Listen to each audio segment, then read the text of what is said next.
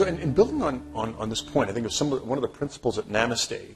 They made some interesting comments about this. Specifically, they noted that there are some types of employees and some types of firms where an employee ownership model is not a good idea, potentially.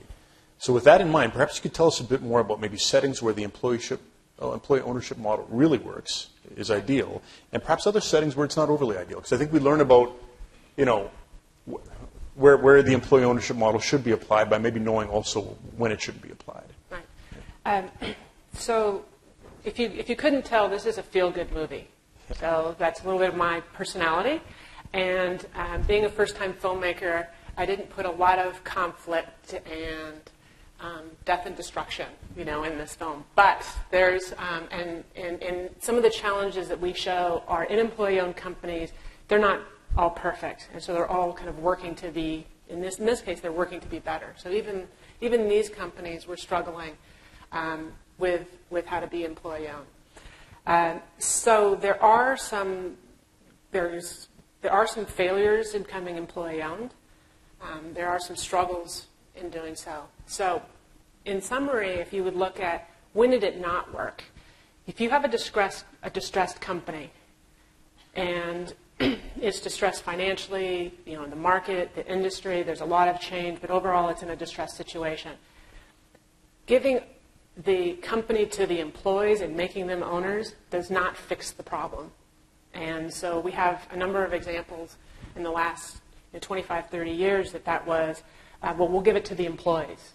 And they'll be empowered and they'll go fix the thing. And it's like too late.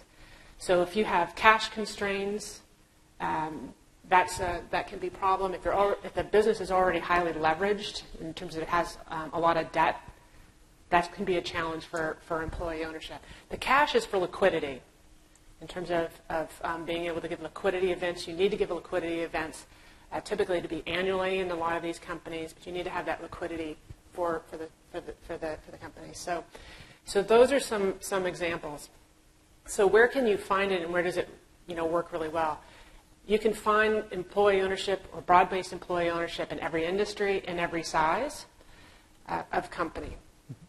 So where does it work really well is when you have steady growth, when you have good cash flow, typically when you have a culture of employee ownership, and if you don't have that culture yet, but you're migrating towards high-performing work practices and flatter organizations, that's going to help you. So I think even for any of the companies that start on this journey, they're usually starting, and you could hear from New Belgium Brewery, they didn't start that way, but they kind of migrated towards that. So it's really having a commitment at the top.